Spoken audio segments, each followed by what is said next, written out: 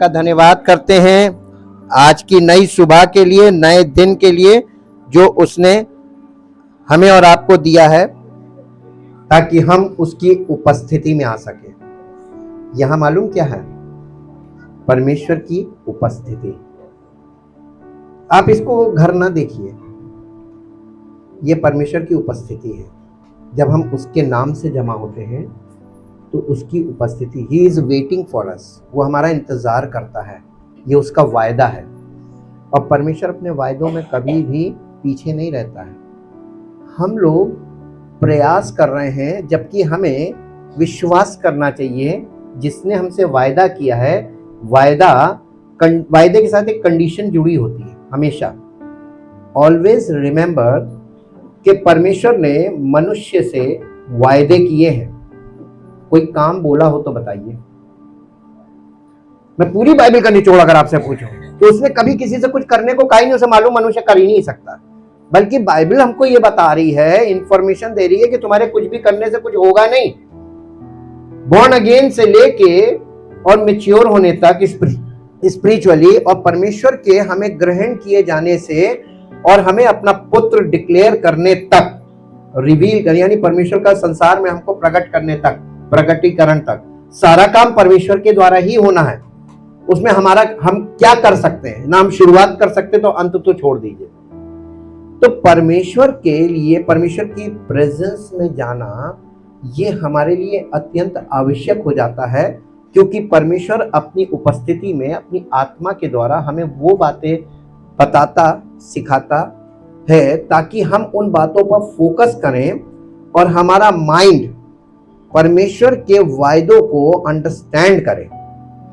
फिर भी हम कुछ नहीं कर सकते, अंडरस्टैंड कर सकते हैं, लेकिन जब हम उसको समझ जाते हैं तो हम स्टिल हो जाते हैं। स्टिल का मतलब शरीर से क्रियाएं बंद कर देते हैं, क्योंकि जब तक आप फड़फड़ाते रहेंगे परमेश्वर काम नहीं करेगा। ऑलवेज रिमेंबर और अनुभव करके देख लीजिएगा, अभी तक आपने जो कुछ किया है, हाथ पैर चलाए, कुछ मिला हो तो बताइए। मेरे साथ एक परमेश्वर के वचन में चलेंगे, मेरे साथ निकालिए भजन संहिता 37 अध्याय का 7 पद पढ़िए। भजन संहिता 37 अध्याय 7 पद। Promises of God and wait upon the Lord. ये दो चीजें आपस में इन ट्यून होनी है जी। यहोवा यानी यहोवा मीन्स होता लॉर्ड। यहोवा के सामने क्या कर, और लोग क्या कर रहे हैं? बहुत बोलते हैं, प्रार्थना कर रहे हैं कि 1 घंटे की को 24 घंटे प्रार्थना करें। Why are you talking?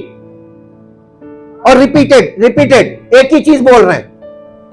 यहोवा के सामने चुपचाप रहे और धीरज से प्रतीक्षा कर। कभी किया है? रिजल्ट आने का इंतजार किया है? क्या होता है? इंतजार ही तो इंसान को नहीं। आज के इस युग में जहां पर रॉकेट स्पीड चल रही है, 2 मिनट्स नूडल चल रहे हैं, एक उंगली के क्लिक पे सारा काम हो रहा है। This is impossible for us to wait upon the Lord. बहुत मुश्किल है, लेकिन परमेश्वर के वचन में लिखा हुआ है, परमेश्वर जो था, जो है और जो रहेगा, तीनों टेंस में, वो कभी ना बदलने वाला। जैसा था वैसे ही है और वैसे ही रहेगा। अब आप बताइए कि ट्यूनिंग किसको करनी है, कितनी करनी है? जो कि इम्पॉसिबल है, हम आपको पक्का बता रहे हैं। लोग परमेश्वर पे जिसको भरोसा नहीं होगा वो इंतजार नहीं करेगा। जैसे जैसे इंतजार लंबा होता है, भरोसा क्या होता है? कम होने लगता। अब नहीं आएगा, अब नहीं होगा, अब नहीं होगा, है ना? लेकिन यही परीक्षा है। देखिए कौन कितना लंबा इंतजार कर सकता है। परमेश्वर भी आपको टेस्ट करता है जी। ये टेस्टिंग ऑफ फेथ यही है, विश्वास का परखना यही है कि किसको अंत तक, जो अंत तक धीरज धरेगा उसी का उद्धार होगा।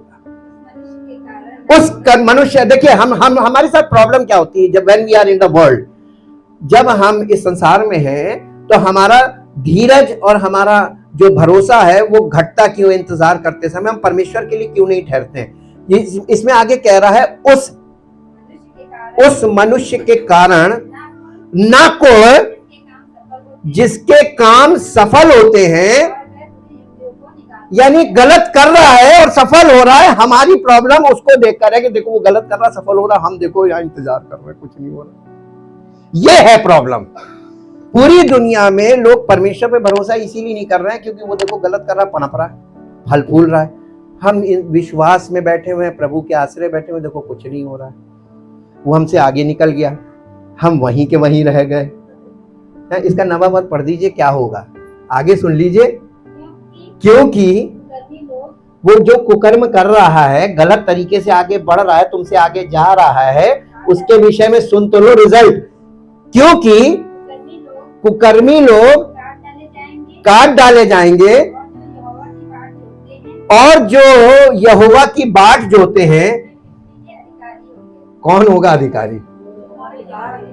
जो तुमसे आगे निकल गया वो काट डाला जाएगा। जो गलत तरीके से आगे बढ़ रहा है, फल फूल रहा है, उसके कारण परेशान मत हो, तो जाओ मैक्सिमम निकल जाए तो अच्छा, क्योंकि अधिकारी तो हमको बनाना ना पृथ्वी का। कब? जब परमेश्वर के लिए आप ठहरे रहेंगे तभी अधिकारी बनेंगे। अब बताइए, ये प्रॉमिस है, आप इसके लिए प्रार्थना कीजिए, प्रभु मुझे पृथ्वी का अधिकारी बना दे। इसको तो बनाना ही नहीं जो मांग रहा। कंडीशन दी हुई है, condition, fulfil the condition and receive the promise. आपको कंडीशन फुलफिल करनी है, तो हम लोग कंडीशन फुलफिल करने के बजाय एक्ट्स कर रहे हैं, काम कर रहे हैं, साम दाम दंड भेद लगा रहे हैं कि किसी तरीके से ये हमारा काम हो जाए। क्या ये परमेश्वर के नियम के विरुद्ध है या उसके अकॉर्डिंग है? और सारे लोग यही कर रहे हैं। वे मतिमंद हो गए, इसीलिए नए नियम में लिखा है वे मतिमंद हो गए। मतिमंद का मतलब उनका माइंड, उनके माइंड में अंडरस्टैंडिंग रह ही नहीं गई। What you are doing, you have a Bible, the book of life, और ये आपको दो चीजें बताती है। ये बुक ऑफ लाइफ भी है और ये आपको बताती है जीवन और मृत्यु दोनों के बारे में। बाइबल कभी भी केवल जीवन के बारे में नहीं बताती। उसने व्यवस्था में लिखा था कि मैंने तेरे आगे जिंदगी और मौत, आशीष और श्राप, जिंदगी आशीष से जुड़ी है और मौत श्राप से जुड़ा है। दोनों चीजें तुम्हारे सामने रखी है, चूज। तो बाइबल आपको चूज करने को कह रही है। परमेश्वर ने फ्रीडम दी है, फ्रीडम टू चूज।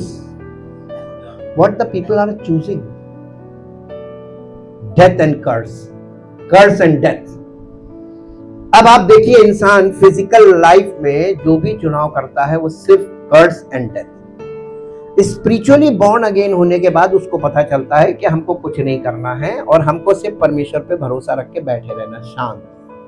जैसे तो एक पद और निकालिए जो आपको मिलेगा, यशायाह नबी की पुस्तक, उसका 40 अध्याय और उसका 31 पद पढ़िए। यशायाह नबी की पुस्तक 40 अध्याय 31 पद। The book of Isaiah chapter 40 verse 31। परंतु जो यहोवा की बाट जोहते हैं वे नया बल प्राप्त करेंगे, नहीं लिखा, प्रेजेंट कंटिन्यूअस टेंस। कब तक? कब तक नया बल प्राप्त करते जाएंगे ना, ऐसा नहीं लिखा है। हाँ, जब तक। अब आपकी परीक्षा यह है कि आप कब तक बाट जोड़ेंगे, इंतजार कब तक करेंगे। प्रभु आएगा और हमारे जीवन में सब कुछ नया कर देगा, हमें नई सृष्टि बनाएगा और अपनी महिमा करेगा। कब तक? जब तक आप इंतजार करते रहेंगे, आपको आपकी शक्ति को रिन्यू करता रहेगा। Renew your strength. आप चाहते हैं कि आपको रोज नया बल मिले, है ना? नया बल मिलेगा कैसे? प्रार्थना करने से, इंतजार करने से। किसका? परमेश्वर का इंतजार आप करते हैं कि परमेश्वर काम करेगा तब हमको मिलेगा। और हम लोग क्या करते हैं? साम दाम दंड भेद लगा के शक्ति प्राप्त करना मांग रहे हैं, किसी को मिलेगी नहीं। वे नया बल प्राप्त करते जाएंगे वे उकाबों के समान उड़ेंगे, वे दौड़ेंगे और श्रमित ना होंगे, चलेंगे और थकित ना होंगे। मसीही जीवन में ऐसे लोग आपने देखे हैं स्पिरिचुअली जो थक चुके हैं। अरे हमने सब कुछ करके देख लिया, कुछ नहीं। ये पुराने वाले जो जितने भी आपको मिलेंगे ना, आप ब्रदर अब नहीं आते हैं, अरे हम मन नहीं करता, अब हम थक गए।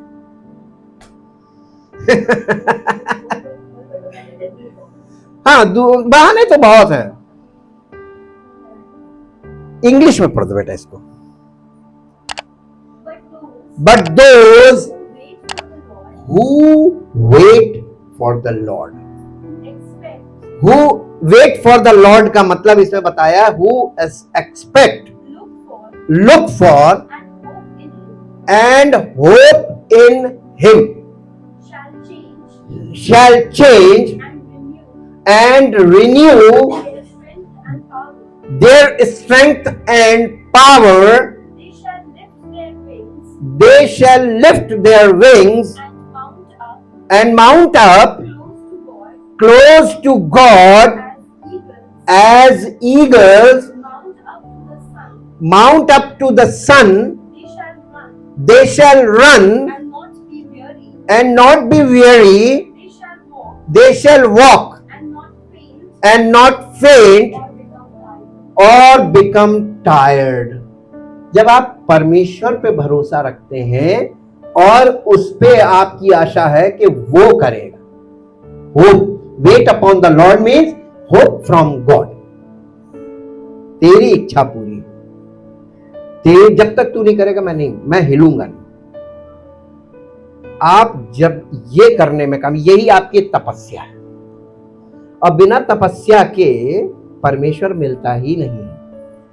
लेकिन तपस्या वैसी वाली नहीं जो हम लोग हिस्ट्री में पढ़ते हैं कि वो पहाड़ पे, वो वाली तपस्या तो सब कुछ छोड़ के है ना। यहाँ कुछ छोड़ना नहीं, आपको फैमिली लाइफ है, बर्डन आपके ऊपर रहेगा, उसके बावजूद आपको परमेश्वर के लिए इंतजार करना है। ये ज्यादा टफ है ना, क्योंकि परमेश्वर के वचन में लिखा है कि परमेश्वर पे जो भरोसा रखते हैं वो कभी थकेंगे नहीं। काहे के लिए? आप अपनी सारे कामों को करने की शक्ति कौन देगा?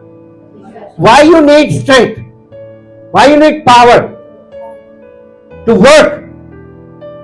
आप कुछ करने के लिए जो कुछ आपका पार्ट है उसे करने की शक्ति आपको देगा, लेकिन जो परमेश्वर का पार्ट है वो परमेश्वर ही करेगा, वो आपको नहीं दिया जाता है। इसलिए हमेशा याद रखिए, wait upon the Lord if you want to renew your strength daily. ये डेली प्रोसेस है और हम लोग वीकली प्रोसेस में थे। अब 21st सेंचुरी में हम लोग डेली प्रोसेस में आ रहे हैं। आपको डेली मिल रहा है, रोज की रोटी कहते तो है डेली ब्रेड, लेकिन कितने खाते हैं ये तो खुदा जाने, हिसाब वो लेगा। मेरा काम तो ब्रेड दे देना है।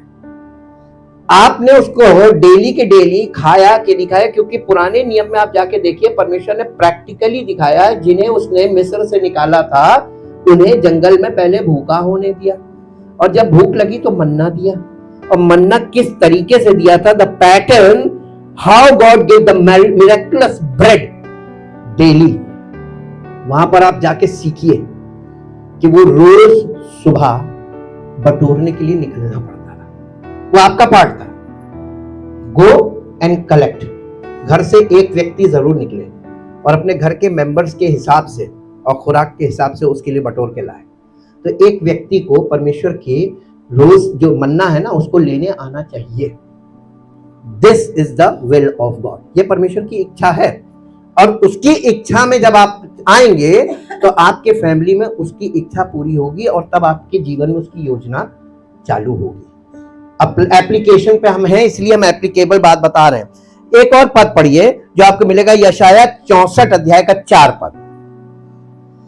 क्योंकि प्राचीन काल ही से तुझे छोड़ कोई और ऐसा परमेश्वर ना तो कभी देखा गया और ना कान से उसकी चर्चा सुनी गई। जो अपनी बाट जोहने वालों के लिए, कौन सा परमेश्वर? जो अपनी बाट जोहने वालों के लिए। बाइबल का परमेश्वर जो सृष्टि करता है वो किसके लिए काम करता है? हैं? और उनके लिए क्यों नहीं करता है जो अपना काम खुद करने में लगे पड़े डेली? यीशु मसीह ने कहा थके और बोझ से दबे हुए लोगों, थके हुए को बुला रहा है। जो अभी बिजी है उनको छोड़ दो, लेट देम बिजी, क्योंकि वो परमेश्वर उनके लिए काम करेगा नहीं। क्यों? नेचर ऑफ गॉड दिखाया कि वो अपने बाट जोने वालों के लिए काम करता है। क्या आप उसकी बाट जो रहे या आप लगे पड़े? फास्टिंग प्रेयर करेंगे। फास्टिंग प्रेयर ऐसे नहीं लगता जैसे धरना प्रदर्शन, सरकार नहीं सुन रही तब चलो धरना प्रदर्शन करेंगे। खाना नहीं खाएंगे, भूख हड़ताल, सुनेंगे कैसे नहीं है? लेकिन आजकल की सरकार भी परमेश्वर ने हार्ड करके दिखा दिया कि देखो जैसे ये हार्ड है ना वैसे ही मैं भी हार्ड हूं, ये सुनेगी नहीं मैं भी नहीं सुनूंगा, कर लो। ये धरना प्रदर्शन करने से आपकी सुनेगा नहीं। Fasting prayer is just like धरना प्रदर्शन। ये फिजिकल एक्ट है, कोई भी उस भाव पे नहीं है। सब अपने फिजिकल इच्छाओं के लिए ये सब कर रहे हैं। और वो कहता ना, पहले उसके राज धर्म की खोज करो, बाकी चीजें तुम्हें आपसे आप मिलेंगी। वहां पर भी आपके हाथ में कुछ नहीं आया।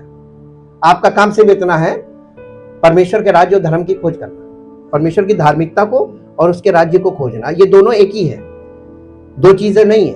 आपको परमेश्वर की धार्मिकता मिल जाएगी तो आपको उसका राज्य भी मिलेगा। हालेलुया। और लोग क्या कर रहे हैं? ये तो रिलीजियस हो गया ना, रिलीजियस में फंस गए लोग। बेबीलोन की गुलामी आप देखिएगा, पुराने नियम में दो गुलामियां हैं। यीशु मसीह की वंशावली में आता है कि बेबीलोन में जब गुलामी में चले गए, मिस्र से परमेश्वर निकाल लेता है। मैं आपको निचोड़ बता रहा हूं पूरी अपनी स्टडी का। मिस्र से परमेश्वर निकाल के लाया था इजराइलियों को, लेकिन बेबीलोन से नहीं निकाला, क्योंकि बेबीलोन में परमेश्वर जाता ही नहीं। What is the meaning of Babylon? Babylon का मतलब रिलीजियस सिस्टम। उसमें कोई चला गया, वहां से परमेश्वर नहीं निकालता, कहता वहां से खुद निकल के आओ, मैं तुम्हारी मदद करूंगा बाहर। हालेलुया। उसी बेबीलोन को या रिलीजियस सिस्टम की गुलामी को यीशु मसीह ने बोला भेड़शाला में। वो 10 अध्याय में उसने बोला कि मेरी और भी भेड़े हैं जो इस भेड़शाला की नहीं। इसका मतलब ज्यूइश सिस्टम, ज्यूइश सिस्टम में, वो भी एक रिलीजियस सिस्टम था, उसमें से लोग निकलेंगे। वो ये बोल रहा था और मेरी और भी भेड़े हैं जो दूसरी भेड़शाला की, यानी अन्य जातियों का भी रिलीजियस सिस्टम है। उसमें से भी जो मेरा शब्द सुनेंगी वो निकल आएंगी। भेड़शाला से आपको मालूम है, ये इसमें एक कमेंट्री जाके देखेंगे तो इसमें एक पैटर्न बताया गया है कि पहले जमाने में इजराइल में जो भेड़े होती थी, लोग भेड़ पालन करते थे, उनको एक बहुत बड़ी भेड़शाला होती थी। उसमें हर व्यक्ति की अपनी अपनी भेड़े वहां पर रात में, शाम को अंधेरा होने के समय उसको वहां पर भेड़शाला में कर देते थे, बाउंड्री होती थी। और सुबह जाकर वो जो जो अपनी जिसकी भेड़े होती थी वो अपनी भेड़ों को नाम ले लेकर बुलाता था और उसकी भेड़े बाहर आ जाती। आप देखिए वहां पर वो कह रहा है कि मैं अपनी भेड़ों को नाम लेकर बुलाऊंगा और वे बाहर आएंगे। भेड़शाला वही रिलीजियस सिस्टम है, उसमें से निकालेगा। कैसे? तरीका देखिए, वो अंदर जाएगा नहीं। संसार में से आपको परमेश्वर एक बार निकाल लेगा, लेकिन उसमें से नहीं निकालेगा, क्योंकि परमेश्वर वहां एंट्री नहीं करता है। वहां से आपको उसकी आवाज सुनकर निकलना है। Here the voice. इसीलिए प्रभु यीशु मसीह ने द वॉइस ऑफ गॉड पे बहुत जोर दिया, और व्यवस्था में वॉइस ऑफ गॉड बहुत इंपॉर्टेंट था, जो आज लोगों के माइंड से वाइप आउट है। They don't know about the voice of God, they only know the word of God. Voice of God, voice बोलने से, the rhema, voice of God means the rhema, word of God means logos, voice of God means rhema, God works through rhema. Word of God आपको information है, लेकिन voice of God application. Application नहीं होगा अगर voice of God नहीं होगी। Information आपको मिलेगी, और अगर इंफॉर्मेशन जरा सी भी एरर वाली हुई, रॉन्ग, तो वॉइस ऑफ गॉड कभी नहीं मिलेगी। Always be alert about the matter of God. परमेश्वर के विषय में आप हमेशा बहुत सतर्क रहिए, क्योंकि सबसे ज्यादा धोखा आपको यही मिलेगा। बाकी सब कामों में धोखा है, लेकिन उसमें बचने के ऑप्शंस भी हैं, इसमें कोई बचाव नहीं है। परमेश्वर कहता है इसमें तुम एक बार एरर में फंस गए तो मैं तो तुमको छूंगा भी नहीं और तुम मुझ तक पहुंच नहीं पाओगे। अनंत मृत्यु से बचने के लिए परमेश्वर ने हमारे अपने पुत्र को भेजा। जी एक पद और निकालिए जो आपको मिलेगा, भजन संहिता 25 अध्याय का 4 और 5 पद। भजन संहिता 25 अध्याय उसका 4 और 5 पद। फिर मनुष्य परमेश्वर की दृष्टि में धर्मी कैसे ठहर सकता है, जो स्त्री से उत्पन्न हुआ। नहीं, 25 अध्याय 4 और 5, ये गलत रेफरेंस है। हाँ, फिर हे यहोवा अपने मार्ग मुझे दिखा, अपना पथ मुझे बता दे, मुझे अपने सत्य पर चला और शिक्षा दे, क्योंकि तू मेरा उद्धार करने वाला परमेश्वर है। कौन है उद्धार करने वाला? अब आपसे एक शब्द पूछें, उद्धारकर्ता का मतलब क्या है? ले है? नहीं, उद्धारकर्ता और उद्धार करने वाला में क्या अंतर? सब फंस गए, पढ़े लिखे लोग फंस गए। हाय रे, उद्धार कर्ता का मतलब क्या होगा? करने वाला। तो यहां पे क्या लिखा हुआ है? उद्धार करने वाला। तो उद्धारकर्ता का मतलब क्या हुआ? उद्धार करने वाला। और आप उस पर विश्वास करके काम कर रहे हैं। What are you doing? वो कहता तुम हमारे लिए ठहरते नहीं हो, तुम हमारी शिक्षा में हो नहीं, तुम हमारी बातों पर मन नहीं लगाते हो, कर पाएगा कुछ? कौन सा उद्धार होगा आपका? है? संसार में कोई उद्धार नहीं है। संसार मिट रहा है। संसार में सब चीजें मिटती जाएंगी, नए ट्रेंड्स आएंगे, पुराने मिट जाएंगे, फिर वही पुराने पलट कर आएंगे। लोग कहेंगे नए ट्रेंड्स है, लेकिन वो फिर मिट जाएंगे, है ना? फैशन में आप देख लीजिए, जो बहुत ओल्ड फैशन होता है वो फिर से आता थोड़ा सा मॉडिफिकेशन के साथ, और लोग कहते हैं नया है। क्या नया दिख रहा है? पहले 20-30 साल पहले जाओ तो वो फैशन था, वो फिर आ गया, और आज की पीढ़ी कहती नया है। ये संसार में सब कुछ जो हो चुका है वो फिर होगा, और जो हो चुका है वो फिर से होने वाला है, रिपीटेड है। यहां पे कुछ भी नया नहीं है। Nothing is new in the world, only the kingdom of God. वहां पर आप जब होते हैं तो एवरीथिंग रिन्यूड। आपका जीवन नया होता है, विचार नए होते हैं, आपकी इच्छाएं बदल जाती हैं, आपके जीवन में सब कुछ, हर चीज, प्रायोरिटीज चेंज हो जाती हैं। पहले की प्रायोरिटीज क्या थी? हर समय पार्टी, प्लेजर, घूमना, ये सब। लेकिन जब आप मसीह में आते हैं प्रायोरिटीज चेंज। अगर नहीं हुई तो आप मसीह में नहीं है। घूम लीजिए। मैं ये नहीं कह रहा हूं घूमना गलत है, घूमना गलत नहीं है, लेकिन केवल इसी चीज के बारे में कि घूमना घूमना घूमना घूमना घूमना घूमना, तो फिर सारी जिंदगी वो ऐसा घुमाएगा, कहेगा वो घूमते ही रहो।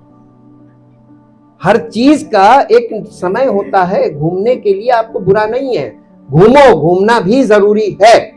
रिफ्रेशमेंट होता है, फ्रेश होता है माइंड, आपकी थकावट दूर होती है, थोड़ा सा आपको फर्क लगता है, ये बहुत जरूरी है।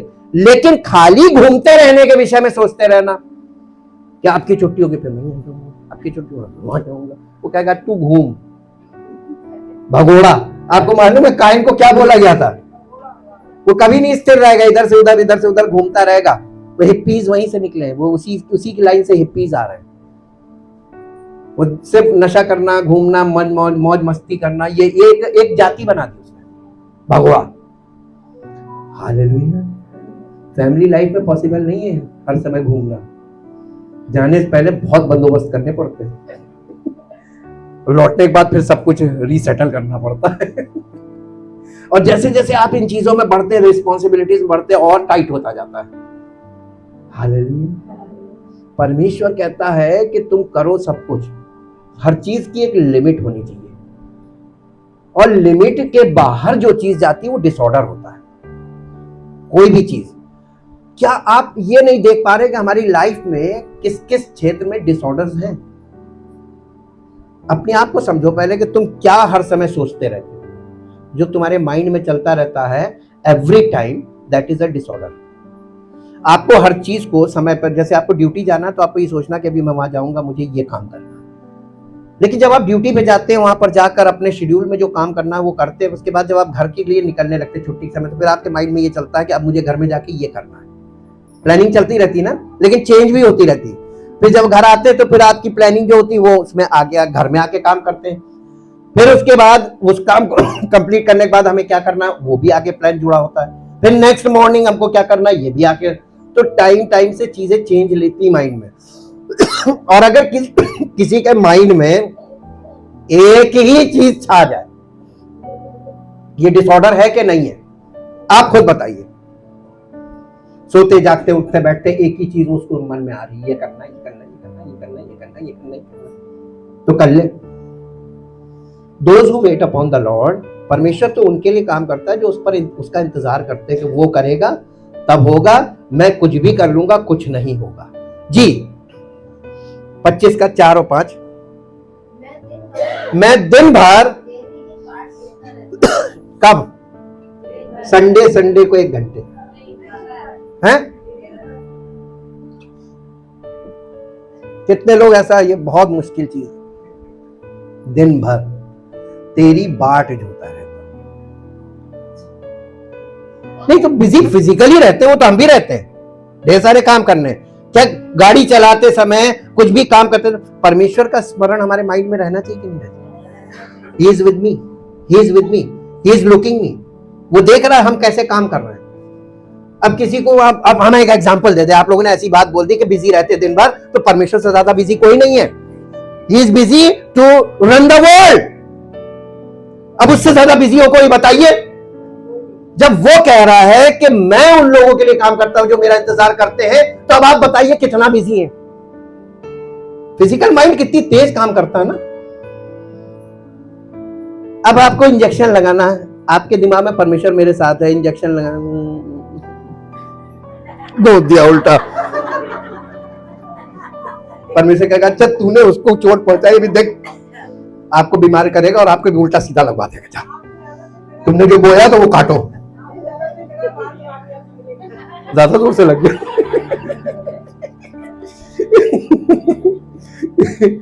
नहीं, हम तो ये बता रहे हैं ना कि आप काम कैसे कर रहे हैं।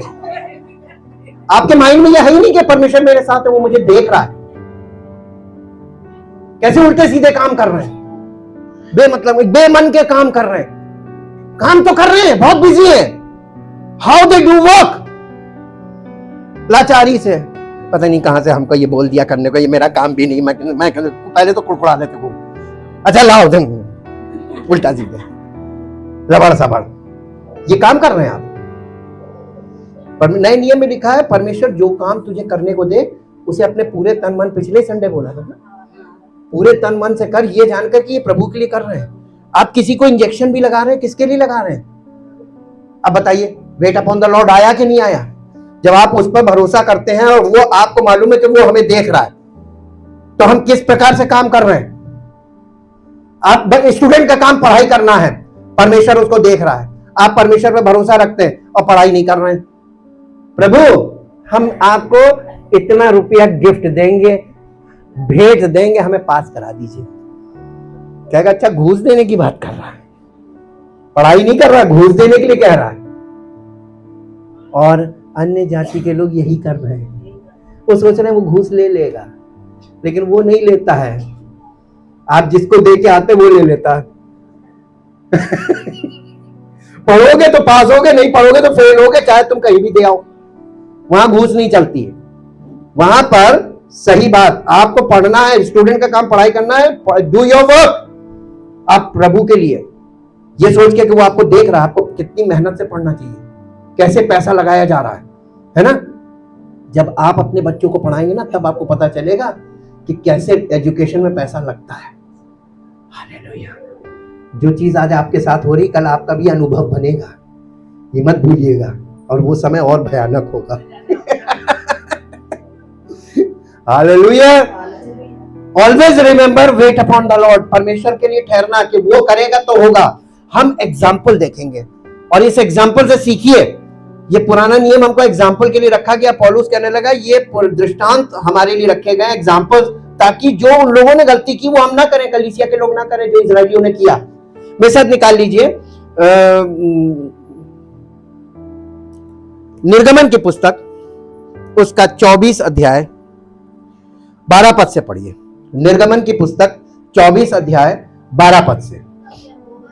तब यहोवा ने मूसा से कहा, पहाड़ पर मेरे पास चढ़ा और वहीं रह, और मैं तुझे पत्थर की पटियाएं और अपनी लिखी हुई व्यवस्था और आज्ञा दूंगा कि तू इजरायलियों को सिखाए।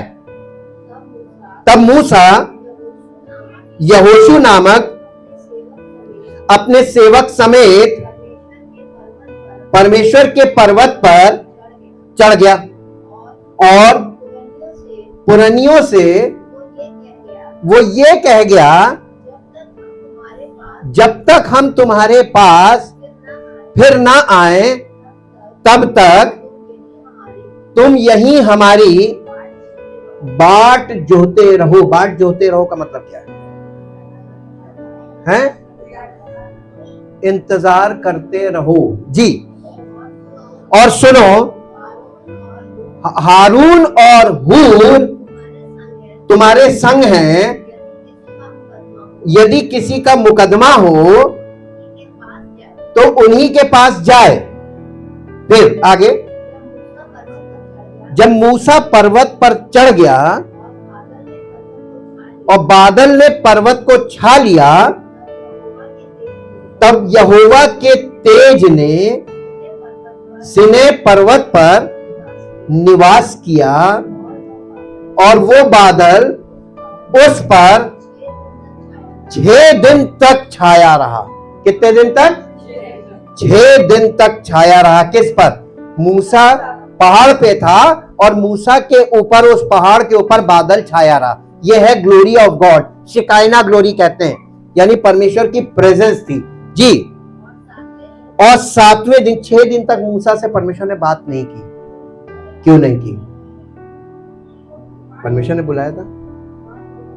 परमेश्वर का नियम है, पहले आके इंतजार करो। वो ये देखना मांगता है कि तुम उसकी बात सुनने के लिए तैयार हो कि नहीं। Prepare your heart to hear his voice. First lesson जी। और 7वें दिन उसने मूसा को बादल के बीच में से पुकारा। The voice of God came जी। इजराइलियों की दृष्टि में, अब नीचे आ गया, देखिए, इजराइलियों की दृष्टि में जो पहाड़ से नीचे थे, यहोवा का तेज पर्वत की चोटी पर प्रचंड आग के समान दिखाई पड़ता था। तब मूसा बादल के बीच में प्रवेश करके पर्वत पर चढ़ गया, यानी मूसा उस आग में चला गया जी। और मूसा पर्वत पर 40 दिन और 40 रात रहा और परमेश्वर ने उससे बातें की, एक्सप्लेन किया और जो लिखा हुआ था वो उसको दिया। परमेश्वर ने 2 काम किए, लिखित सामग्री दी, साथ में एक्सप्लेनेशन बाय हिज वॉइस। देखिएगा, उसने हमें रिटन वर्ड दिया और एक्सप्लेन करने के लिए होली स्पिरिट दिया इन द न्यू टेस्टामेंट। और आज लोग मालूम है रिटन वर्ड को पकड़कर अपने माइंड से इसको इंटरप्रेट करके वो गलती कर रहे हैं जो नहीं करनी चाहिए। बिना पवित्र आत्मा, wait for the Holi spirit when he comes. Yeshu Masih ने यही बोला था, रिजरेक्शन से पहले वो जब वो प्रेरितों काम पहला अध्याय है तो वहां पर वो सब कहने लगे, क्या तू परमेश्वर के राज्य को अभी फेर देगा, हमें राज्य अभी दे देगा? यहूदी लोग बोल रहे थे। उसने कहा नहीं, ये तुम्हारा काम नहीं है, समयों कालों के विषय में जानना तुम्हारा काम नहीं है। जब पवित्र आत्मा तुम पर आएगा, कंडीशन बताई थी, this is not a work, this is a condition, when the Holi Spirit come upon you. और चेलों से क्या कहा था? Wait when the Holi Spirit come upon you. पवित्र आत्मा तुम्हारे मांगने से नहीं मिलेगा। अगर मांगने से मिलता तो यीशु मसीह ने ये क्यों नहीं कहा कि तुम पवित्र आत्मा मांगो ना? उसने कहा था मैं पिता से विनती करूंगा, वो तुम्हें एक और सहायक देगा जो हर समय तुम्हारे साथ रहे, अर्थात सत्य का आत्मा। सत्य का आत्मा आएगा कैसे? व्हेन जीसस रेकमेंड, जब यीशु मसीह रेकमेंड करेगा to Father, when Father give us the Holi Spirit, पिता देगा। और उसने कहा था कि मैं पिता से विनती करूंगा, वो तुम्हें सहायक देगा। और इसीलिए चेलों से कहा था ठहरे रहना, वेट। आज लोग क्या कर रहे हैं? See what the Bible says and see what the people doing, what the church is doing. क्या हो रहा है? सब उल्टा पुल्टा चल रहा है, क्योंकि वचन पे और पवित्र आत्मा के लिए कोई नहीं ठहर रहा है। सब नेम पे मनी में दौड़ रहे हैं, मैं ज्यादा से ज्यादा अपना नाम कमा लूं। कुछ नहीं, आप एक भी, मैंने इस चीज में परमेश्वर की उपस्थिति में बैठ के इतना सीखा और आज भी सीख रहा हूं। ये मैंने नियम बना लिया, मैं जो मुझे उसकी प्रेजेंस में रहना बहुत जरूरी है, चाहे मैं कुछ भी ना करूं, उसकी प्रेजेंस मेरे लिए बहुत है, वो बहुत जरूरी है। क्योंकि जब उसकी प्रेजेंस रहेगी, मेरे जीवन में उसकी प्रेजेंस होगी, जहां कहीं जाएंगे जो उसे करना होगा वो खुद कर लेना, हमको कुछ नहीं करना। हमने अपने आप को इतना निष्क्रिय कर लिया, मैं कुछ नहीं करूंगा, मैं अपने शरीर का प्रयोग उसके कुछ करने के लिए नहीं करूंगा, वो जो चाहे वो करे। जो कुछ तू चाहे रब मुझसे कर, मैं मिट्टी हूं तो तुम्हारी, ये वाली स्टेज तक हमको आना है स्पिरिचुअली। जब आप देखिए कि ये मूसा वहां पर पहाड़ पे चला गया, 32 अध्याय निकालिए इसी का, निर्गमन का 32 अध्याय। मैं प्रैक्टिकली अब देखिए कि लोगों ने वहां पे क्या किया। मूसा 40 दिन 40 रात पहाड़ पे रहा, नीचे तंबू बन रहा था, निवास स्थान बन रहा था, ठीक। और उस निवास स्थान में जो वाचा का संदूक था, उसमें वो पटियाओं को रखना था जो दी गई और इंस्ट्रक्शंस दिए गए थे। अब ये मूसा पहाड़ पे परमेश्वर की उपस्थिति में है 40 दिन 40 रात। 32 अध्याय पहले पद से पढ़िए। जब लोगों ने देखा कि मूसा को पर्वत से उतरने में विलंब हो रहा है, तब वे हारून के पास इकट्ठे होकर कहने लगे, क्या कहने लगे? क्यों? देवता की क्या जरूरत थी? आगे पढ़ लीजिए। जो हमारे आगे आगे चले, क्योंकि उस पुरुष मूसा को जो हमें मिस्र देश से निकाल ले आया है, वो सोच रहे थे मूसा वहां पर मर गया, अब वो नहीं आएगा, अब बहुत लेट हो गया है, अब ऐसा करो एक देवता बनाओ जी। They are not waiting, they are not ready to wait more, वो और इंतजार नहीं करना मांग रहे थे जी। हारून ने उनसे कहा, हारून भी बहुत है पहुंचा हुआ, पहला महायाजक, द फर्स्ट हाई प्रीस्ट। इसके बाद आपको एक और फर्स्ट हाई प्रीस्ट मिलेगा, first and forever, his name is Jesus Christ. कौन सा प्रीस्टहुड आपको पसंद आ रहा है? चूज। बाइबल आपको दोनों प्रीस्टहुड दिखा रही है, चूज। आज मैक्सिमम लोग अर्दली प्रीस्टहुड में फंस गए। उसने में प्रीस्ट कंट्रोल नहीं रखा, न्यू टेस्टामेंट में उसने स्पिरिट कंट्रोल किया। और हमारा हाई प्रीस्ट, जब when we are spirit controlled, जब हम पवित्र आत्मा के नियंत्रण में होते, तब हमारा महायाजक यीशु मसीह होता है जी जी जी। हारून ने उनसे कहा, तुम्हारी स्त्रियों और बेटे बेटियों के कानों में गोल्ड ऑफरिंग। हारून ने क्या किया? गोल्ड ऑफरिंग ले ली। हालेलुया। परमेश्वर ने कभी भी, आप नए नियम में देख लीजिए, कोई गोल्ड ऑफरिंग ली हो तो बताइए। लेकिन लोग ओल्ड टेस्टमेंट से ये चीजों को उठा के आज भी अप्लाई कर रहे हैं in the churches. Is that right और is that wrong? Against the word of God. गलत। उस प्रीस्टहुड में उन्होंने किया, आज का प्रीस्टहुड भी वही कर रहा है। कौन सा प्रीस्टहुड है? वो हारून वाला प्रीस्टहुड चल रहा है, अर्दली प्रीस्टहुड, क्योंकि स्पिरिचुअल प्रीस्टहुड में ये सब नहीं है। हम कई चीजें एक साथ देख लेते हैं जी। और उसने क्या किया? गोल्ड ऑफरिंग ली और उनके लिए वो सोने का बछड़ा ढाल कर बनाया। इतना मासूम जवाब देता है। जब मूसा ऊपर से नीचे, परमेश्वर ने मूसा से कहा, देख तू तो मेरे पास बैठा हुआ, मैं तुझसे बातें कर रहा हूं, मैं तुझे ये दे रहा हूं उन लोगों के लिए, और वो लोग देख नीचे क्या कर रहे हैं। परमेश्वर ने मूसा को सब बता दिया, ये हो रहा है नीचे।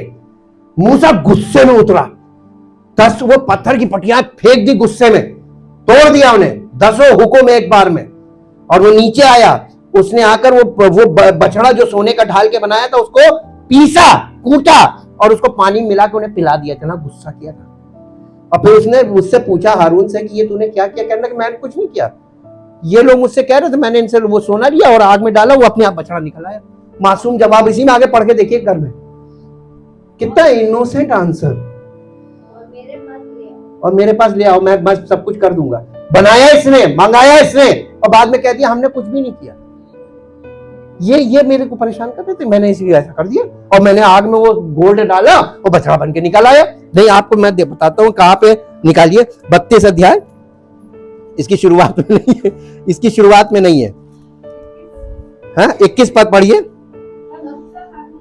तब मूसा हारून से कहने लगा,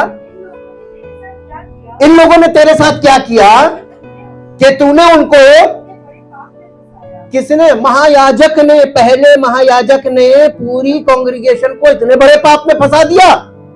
आप आज किसको महायाजक समझते हैं? किसको आप याजक मानते हैं? और ये कैसे सोच सकते हैं कि वो आपको पाप में नहीं फंसाएगा? किसी बिलीव कर सकते हैं? केवल एक ही है जिस पर हम विश्वास करते हैं, हमारा महायाजक यीशु मसीह है। वो ऐसा काम कभी नहीं करेगा और ना करने की अनुमति देगा। तुम्हें करना हो तुम भाग जाओ, वो उसके साथ वो तुमको एक्सेप्ट नहीं करेगा। फिर जी हारून ने उत्तर दिया, मेरे प्रभु का कोप ना भर के तू, अब देखो किसकी बुराई कर रहा है? कांग्रीगेशन। अब जब परमेश्वर सेवक को हड़काता है ना, तो सेवक तुरंत कहते हैं ये लोग नहीं सही है, कोई विश्वास नहीं करता है, ये सब ऐसे ही है, भीड़ है। कैसे आप बुराई कर रहा है? क्या तू इन लोगों को जानता है? ये बुराई में मन लगाए रहते हैं। और उन्होंने मुझसे कहा हमारे लिए देवता बनाओ जो हमारे आगे आगे चले, क्योंकि उस पुरुष मूसा को जो हमें मिस्र देश से छुड़ा लाया है, हम नहीं जानते कि क्या हुआ। तब मैंने उनसे कहा, जिस जिस के पास सोने के गहने हो वे उनको उतार लाए। तब उन्होंने, और जब उन्होंने मुझको दिया, गहने दिए। देखिए, आप पहले पढ़िए फिर पढ़िए स्टेटमेंट। मैंने उन्हें आग में डाला और एकदम से बछड़ा आ गया। मिरेकुलस है, बता रहा मिरेकुलस है। ये मिरेकल हो गया था। हाय रे, इस टाइप के मिरेकल आज भी हो रहे हैं। आप गोल्ड ऑफरिंग दीजिए, मिरेकल हो जाएगा। कहीं ना कहीं आपका नाम दर्ज हो जाएगा। जिस बिल्डिंग के लिए देंगे उस बिल्डिंग में कहीं आपका नाम लिख देंगे, मेमोरी स्टोन पे। मिरेकल है। हालेलुया जी। कुछ समझ में आया? Wait upon the Lord. कठिन तो है, लेकिन दुर्घटना से तो क्या चीज अच्छी है? देर कि जल्दी? लेकिन इंसान के लिए क्या चीज है? ये जल्दी का काम। आप बाइबल से देख लीजिए, जहां जहां जल्दी हुई। अब्राहम ने अगर इंतजार किया होता तो इस्माइल ना पैदा होता। आज संसार में एक बहुत बड़ी समस्या खड़ी हुई है अब्राहम की एक जरा सी नासमझी से। नायब बोलते, एक वर्ड है NAIVE, नायब। नायब का मतलब होता है, नायब का मतलब होता है कि पूरी समझ ना होना किसी चीज में है। इमेच्योर। हाँ, इमेच्योर। हाँ, कोई भी काम इमेच्योरली कर लेना।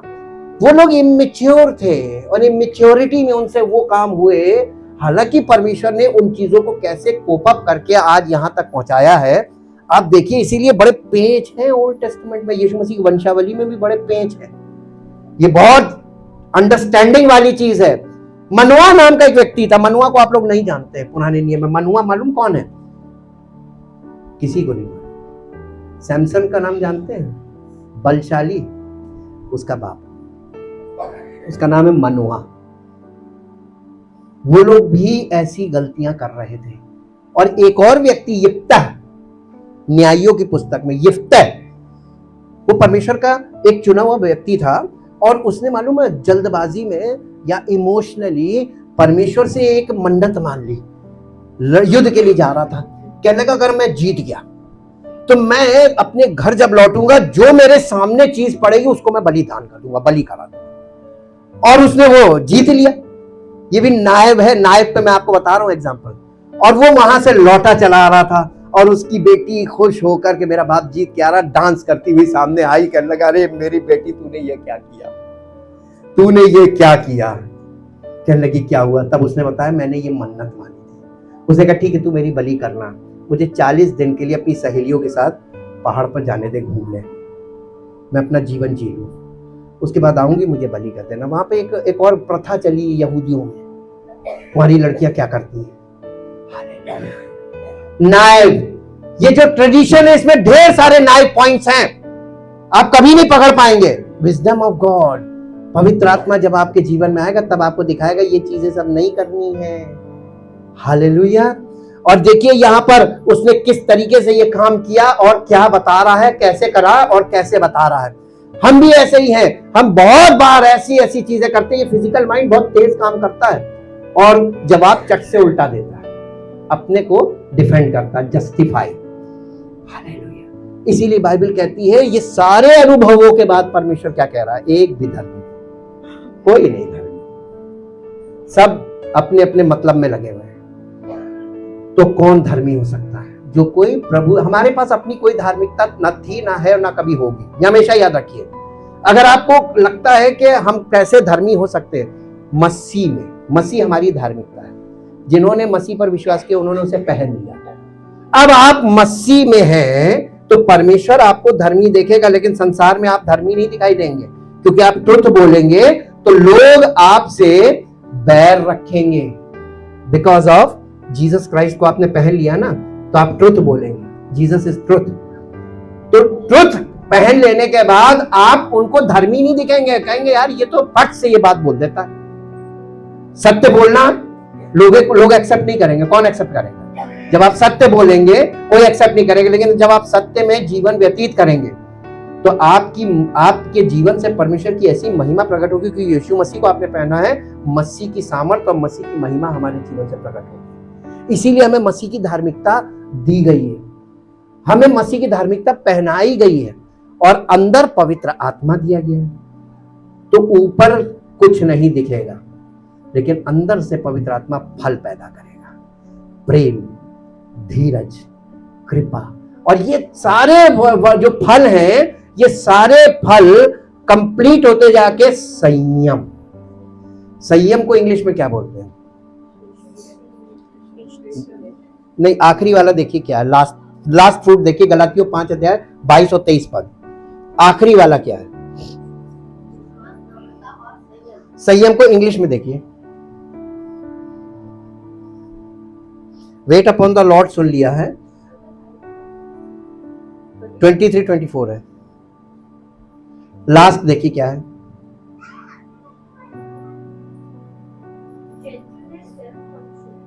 नहीं, लास्ट क्या है? संयम का इंग्लिश में क्या है? देखिए अभी इसने बोला, हाँ जोर से बोलो। नहीं, बहुत दिन कितनों के पास है? जब आपके अंदर चुल मचे तो क्या करना है, कैसे करेंगे? पवित्र आत्मा नहीं होगा तो आप नहीं कर पाएंगे कंट्रोल।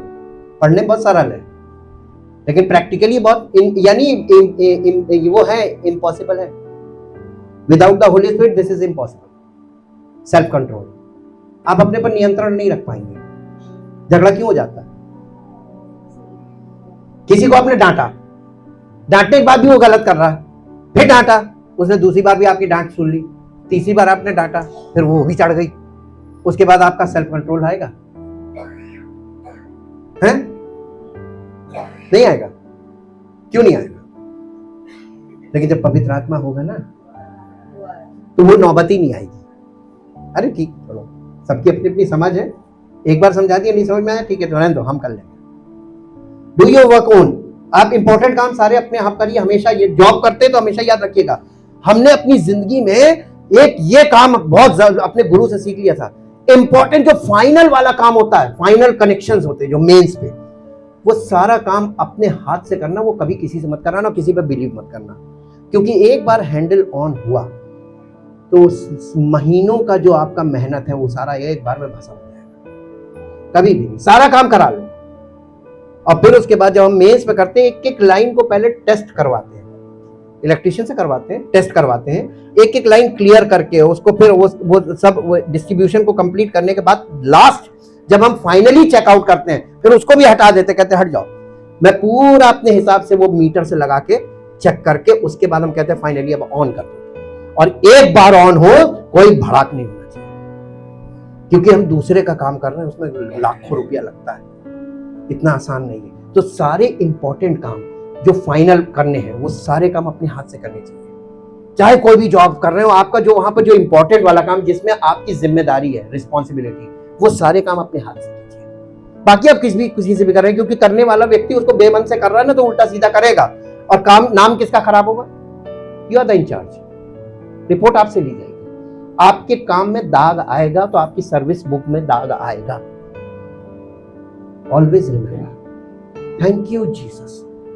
परमेश्वर की उपस्थिति में ठहरना कुछ करने से अच्छा है, उसकी आवाज सुनना ज्यादा प्रार्थना करने से अच्छा है कि ज्यादा हम सुने। Always ready to hear his voice. अपनी बोली बंद कर दो, बोलना बंद कर दो, मांगना बंद कर दो, और परमेश्वर से तुम्हें क्या चाहिए सोचना बंद कर दो। Totally depend upon the Lord and wait upon the Lord and see what he can do in your life. ये रिन्यू योर स्ट्रेंथ, और वो केवल स्ट्रेंथ को ही रिन्यू नहीं करता है, he renew your life in the new testament. वो तुम्हारी जीवन को नई सृष्टि बना देगा, न्यू क्रिएशन। चाहते हैं न्यू क्रिएशन बन जाए?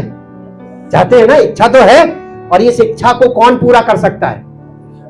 परमेश्वर। तो आपको क्या करना चाहिए?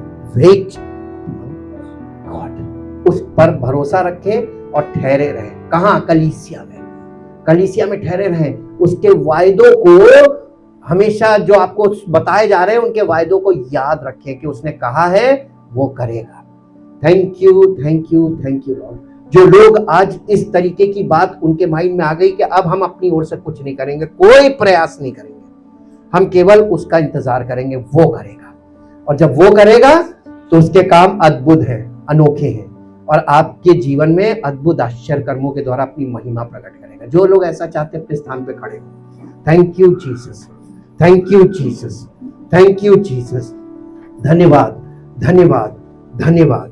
परम पिता परमेश्वर, हृदय से आपका धन्यवाद करते हैं, क्योंकि आप सब कुछ करने की सामर्थ्य रखते हैं, और आप अपनी इच्छा और योजना के अनुसार कार्य करना पसंद करते हैं। आपने हमारे लिए सारी बातें अपने वचन में लिख के दी हैं, और आपने कलीसिया की स्थापना की ताकि कलीसिया में पवित्र आत्मा के वरदानों के द्वारा वो लोग जो उद्धार पाते जाते हैं, नए जीवन में प्रवेश करते हैं, नया जन्म प्राप्त करते हैं, और प्रभु वो लोग आपके पुत्र और पुत्री के स्वरूप में बनाए जाएं।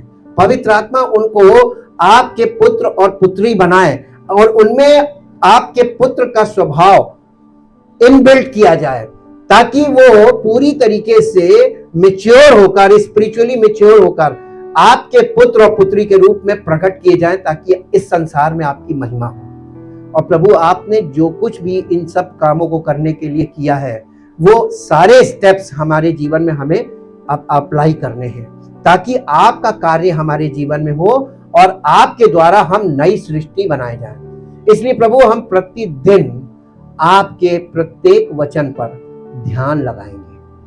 हम ध्यान लगाएंगे कि मेरा प्रभु मुझसे क्या कह रहा है, और वो प्रतिदिन के इंस्ट्रक्शंस को हम अपने जीवन में एक्सेप्ट करेंगे, ताकि आपकी मर्जी पूरी हो और हम सबका जीवन आपकी महिमा का कारण बने।